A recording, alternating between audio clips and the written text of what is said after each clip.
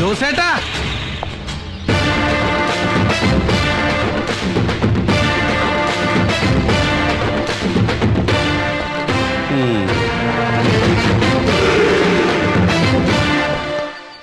ഈ പാവങ്ങള് താമസിക്കുന്നിടത്ത് വന്നിട്ട് ചുമ്മാ അങ്ങോട്ട് തിരിച്ചു പോവാ.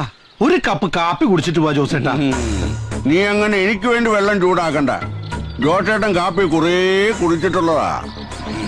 ഒരുമ്പട്ടിറങ്ങിയിരിക്കല്ലേ, അപ്പൊ ഇവക്കടെ പിന്നിലും നീയാണ്.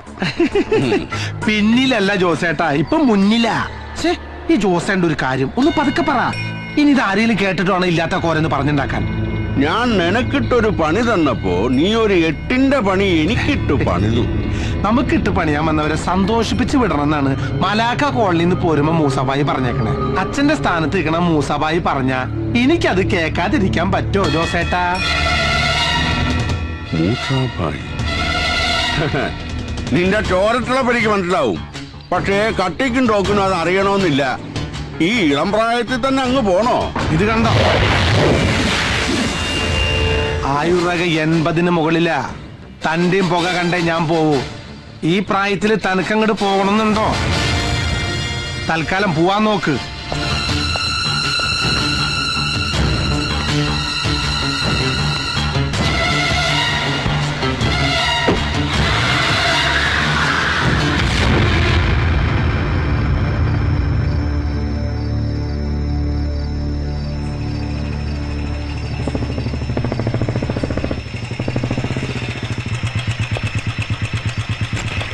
പോയ കാര്യം വല്ലതും അറിഞ്ഞോ മോനെ?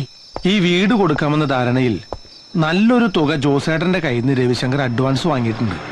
പറഞ്ഞ കാലാവധിക്ക് മുമ്പ് വീട് രജിസ്റ്റർ ആക്കി കൊടുത്തില്ലെങ്കിൽ അയാൾ അവനെ വിടില്ല. ആഗ്രഹിക്കുന്നത് എന്തും കൈപ്പിടിയിലാക്കണമെന്ന് വാശിയുള്ളവനാ രവിശങ്കർ. ഇവരുടെ ചോരയാണെന്നൊന്നും പറഞ്ഞിട്ട് കാര്യമില്ല. വീട് വിൽക്കാൻ വേണ്ടി എന്ത് അനുക്രമം കാണിക്കാനും അവൻ മടിക്കില്ല.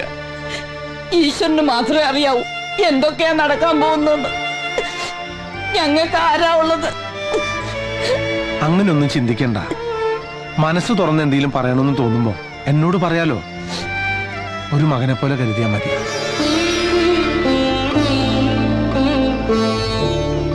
ഇവിടത്തെ ഒരു കാര്യത്തിൽ ഇനി രവിശങ്കർ തലയിടില്ല. തല്ലും കുത്തും ഒന്നും വേണ്ട. എതിർക്കാൻ ആളുണ്ടെന്നറിഞ്ഞ രവിക്ക് ദേഷ്യവും വാശിയും കൂടുകയുള്ളൂ. സ്വന്തം അമ്മ പോലും പറഞ്ഞാൽ അനുസരിക്കാത്തവനാ രവിശങ്കർ. ഇവിടെ കോടതി നിയമൊക്കെ ഉണ്ടല്ലോ മുത്തശ്ശി, നമുക്ക് ആ വഴിക്കൊന്ന് ആലോചിക്കാം. എന്താ? അല്ല, ഞാൻ പറഞ്ഞെന്നുള്ളൂ. എല്ലാവരും കൂടി ആലോചിച്ചൊരു തീരുമാനം എടുത്താൽ മതി. എന്നെ കൊണ്ട് കഴിയാവുന്ന എന്ത് സഹായം ഞാൻ ചെയ്യാം.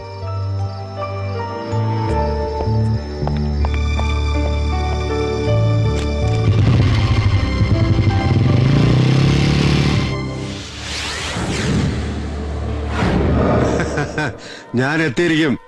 May I come in, sir? Yes. Okay, don't worry. I will be there within 15 minutes, right? Good morning, sir. Good morning. ഇരിക്ക്. Yes, പറയൂ.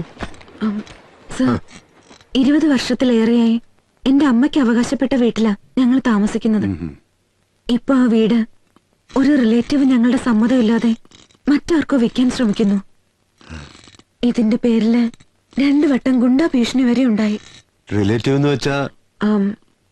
അത് ശരിക്കും പറഞ്ഞാൽ അച്ഛന് 2 ഭാര്യമാരാ. ആദ്യ ഭാര്യയിലെ മകനാണ് വീട് വെക്കാൻ ശ്രമിക്കുന്നത്. അപ്പൊ ആങ്ങളെയും പെങ്ങളും തമ്മിലുള്ള അവകാശ തർക്കമാണ്. ശരി ശരി, ഒരു റിട്ടേൺ കംപ്ലൈന്റ് എഴുതി കൊടുക്ക്. ഞാൻ വിശദമായിട്ടൊന്ന് അന്വേഷിക്കട്ടെ. Thank you sir. എന്തായി? പുതിയ അസിസ്റ്റന്റ് കമ്മീഷണറാ, കംപ്ലൈന്റ് എഴുതി കൊടുക്കാൻ പറഞ്ഞു.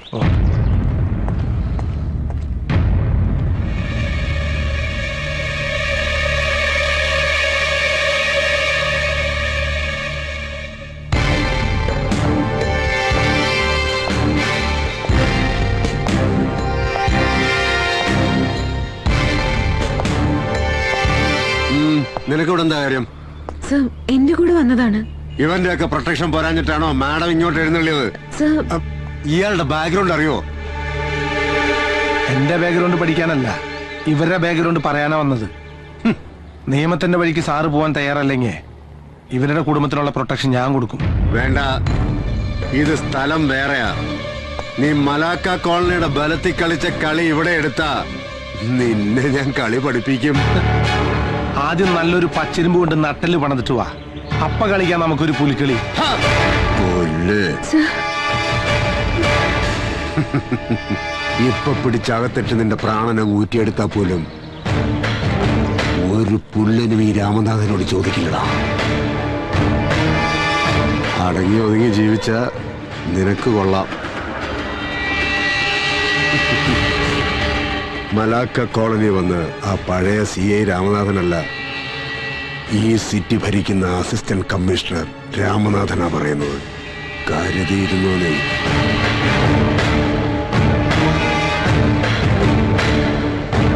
പക്ഷേ തെരുവിൽ കിടന്ന് തമ്മിത്തല്ലി ചാകാൻ വിധിക്കപ്പെട്ട ഇവനെ പോലുള്ള ചെറ്റകളെ കൊണ്ട് നടന്നാലേ പാതിരായ്ക്ക് പൊരയില് പോലീസ് കേറി നിരങ്ങും മോളെ, മറക്കണ്ട.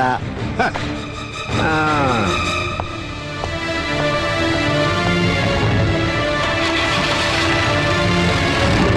രവിശങ്കറിനെതിരെ അവള് പരാതി കൊടുക്കാൻ ഇറങ്ങിയതിന്റെ പിന്നിലെ അവനാ ആ കള്ളറാസ്കല് ശരവണൻ.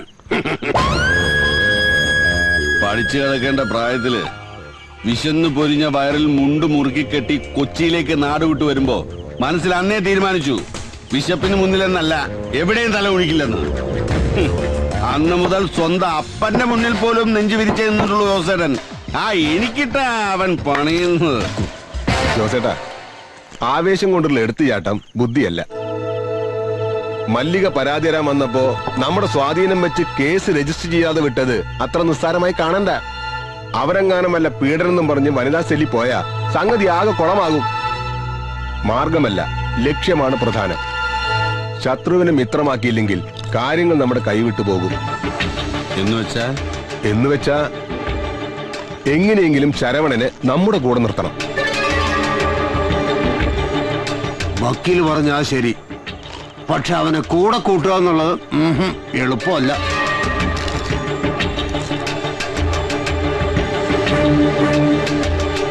ഒരു കാലത്ത് ആളുകളെ കിടുകിടാ വിറപ്പിച്ച മൂസാഭായിയാണ് അവന്റെ തലതൊട്ടപ്പൻ. അയാള് വിചാരിച്ചാൽ മാത്രമേ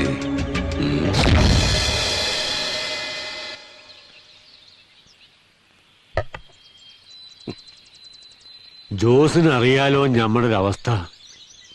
ഏതായാലും ഓൻ വരട്ടെ. തലശ്ശേരി എന്നുള്ള ബന്ധത്തില് ഈ കുട്ടി ഒരാളല്ലേ ഉള്ളൂ. ഖദീജ മയ്യത്തായപ്പോ വേറൊരു നിക്കാഹിന് പലരും നിർബന്ധിച്ച്. പക്ഷേ ഇവളുടെ കാര്യം ഓർത്തപ്പോ വേണ്ടെന്ന് വെച്ചു.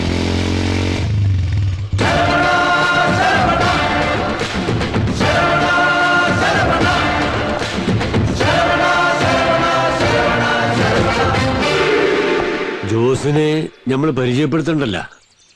നന്നായിട്ടറിയാം. ഞങ്ങൾ ഒരേ കളരിയിൽ ഒരുമിച്ച് കളി തുടങ്ങിയവരാ. ഇടയ്ക്ക് വെച്ച് ഞാനൊന്ന് കളം മാറി കച്ചവടത്തിലേക്ക് തിരിഞ്ഞു. മൂസാഭായി പഴയ പണിയിലും. അതുകൊണ്ട് ഞാൻ അല്പം മെച്ചപ്പെട്ടു.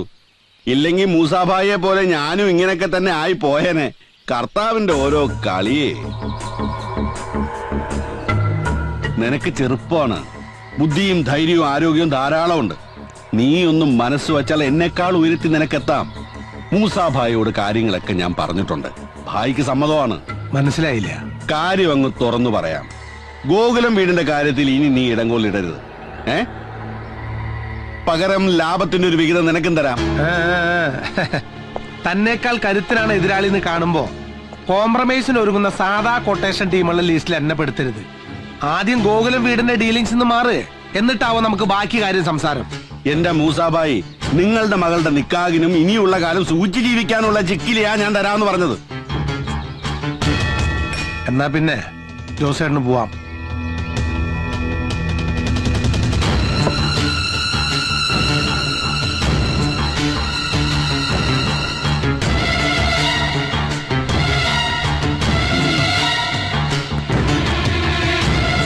മൂസാഭായി, ഇവൻ നിങ്ങളുടെ കുഴി തോണ്ടാൻ വന്നവനാ. സൂക്ഷിച്ചോ രണ്ടാളും.